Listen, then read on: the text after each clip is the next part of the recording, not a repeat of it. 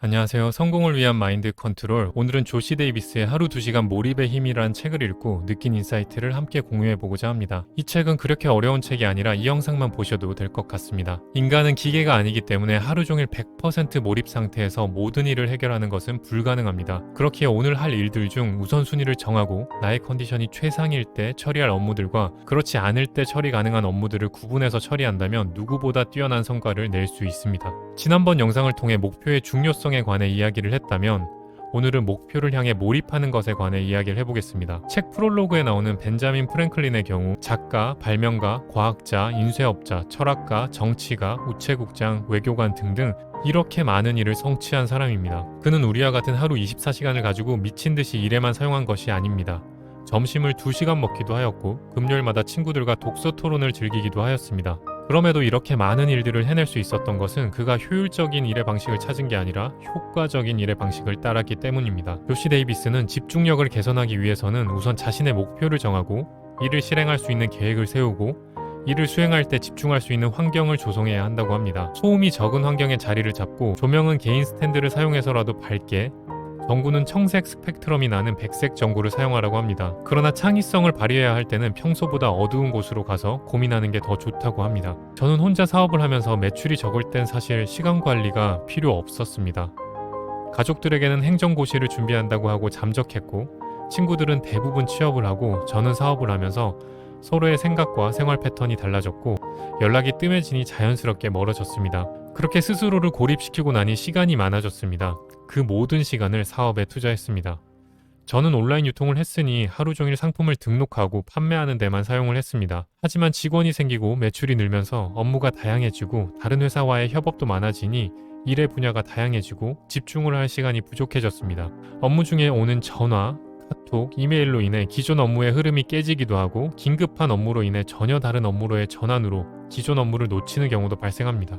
너무 정신없고 바쁘게 지낸 것 같은데 자기 전에 오늘 하루를 생각해보면 뭔가 아무것도 한 게 없다고 생각될 때가 있지 않나요? 하루 중 나의 목표를 달성하는데 실제로는 얼마의 시간을 사용했고 집중이 어느 정도 되었는지를 계산해보면 몇 분 안 되는 날이 참 많습니다. 죽어라 해야 하니까 하루 종일 책상에 앉아는 있지만 정작 목표를 위한 일은 거의 못한 날도 많습니다. 이런 상황들을 해결하기 위해 저자는 자율주행 모드를 스스로 정지시키는 연습을 해야 한다고 합니다. 저는 이 개념이 가장 공감되었고 이 책의 핵심이라고 생각합니다. 뇌는 인지적 구두쇠이다. 무언가를 의도하고 의식적으로 결정을 내릴 때 많은 에너지가 소모되므로 그냥 뇌 신경학적인 루틴에 따라 무의식적으로 자동적인 반응으로 일을 하도록 유도한다. 그래서 무언가 일을 할 때 우리는 대부분의 일을 자동적으로 루틴에 따라 처리하는 경우가 대부분이다. 일명 자율주행 모드이다. 그 일에 대해 의식적으로 판단하여 결정 내리는 식으로 일하기보다는 원래 하던 대로 그냥 하는 것이다. 그런데 문제는 이런 식으로 일을 그냥 진행하다 보면 덜 중요하고 의미 없는 일을 먼저 해서 시간을 그냥 흘려보내는 경우가 많다는 것이다. 따라서 무언가 일을 마치고 다음 일을 정할 때 의식적으로 잠시 시간을 가지고 다음 일을 정해야 한다. 제 상황을 예로 한번 들어보겠습니다. 2억짜리 정부 지원 사업의 서류 통과가 되었습니다. 2차로 발표가 잡혔습니다. 발표를 하루 앞두고 사무실에 출근하였습니다. 자리에 앉아 습관처럼 사내 메일함을 먼저 열고 광고 메일은 삭제하고 지금 당장 하지 않아도 되는 업무들을 하나둘 처리했습니다. 거래처에서 오는 전화 업무도 처리하다 보니 어느덧 시간이 흘러가 버렸고 저녁이 되었습니다. 이제와 발표 연습을 하자니 도저히 집중이 되지 않습니다. 연습을 제대로 하지 않은 저는 다음날 발표에서 자신감 있는 모습을 보여주지 못했고 결과는 당연히 탈락으로 이어졌습니다.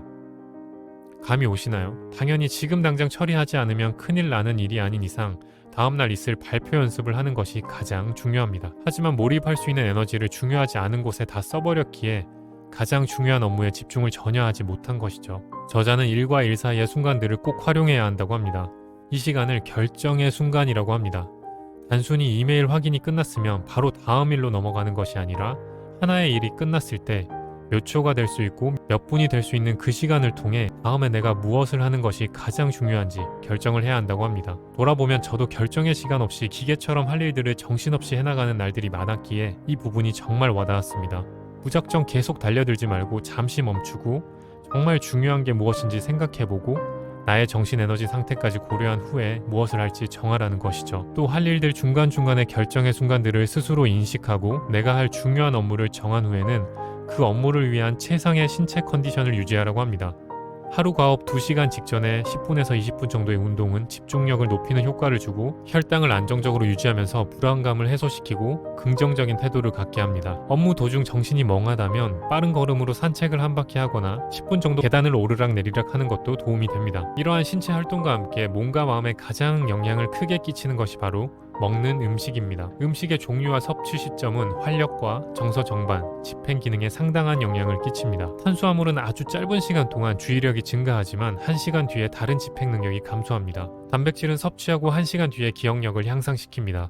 지방의 경우엔 인지 수행 능력이 향상됩니다. 물은 부족할 경우 주의력과 단기 기억력에 심각한 문제가 나타나고 쉽게 화가 나고 피로하게 되니 항상 부족함 없이 먹어야 됩니다. 카페인은 소량의 경우 주의력, 자각, 정신 에너지를 향상시키고 불안감을 해소하는 효과를 보였습니다. 마지막으로 이렇게 환경, 음식, 결정의 순간들까지 아무리 잘 준비하고 업무를 진행해도 우리의 뇌 자체는 정신을 산만하게 만드는 새로운 요소들에 반응하도록 설계되어 있다고 합니다. 이럴 때는 본인을 자책하기보다 의식의 흐름대로 그대로 두고 다시 돌아오라고 합니다. 그때 집중력이 안 된다고 블로그를 읽거나 뉴스를 보고 퍼즐을 풀고 게임과 같은 다시 뇌에 집중력을 쓰는 활동을 하면 안 되고 쉽게 질리고 흥미를 잃어버릴 수밖에 없는 창밖 풍경 보기, 멍 때리기, 정리하기와 같은 행동을 통해 잡생각을 흘려보낸 후 다시 집중을 할 수 있습니다. 이 책을 읽고 제 생활에 추가적으로 반영한 것도 있지만 기존의 제 생활 패턴이 대부분 저자가 이야기하는 것과 비슷하게 하고 있어서 제 방식이 틀리지 않았구나라는 생각이 들었던 책이었습니다. 여러분들도 어제와 오늘 나의 하루를 살펴보고 나의 컨디션이 최상일 때 가장 중요한 일에 몰입을 했는지, 내가 몰입하려면 어떤 변화를 주면 좋을지 생각해보면 좋겠습니다. 다 잘 될 겁니다. 민군이었습니다. 감사합니다.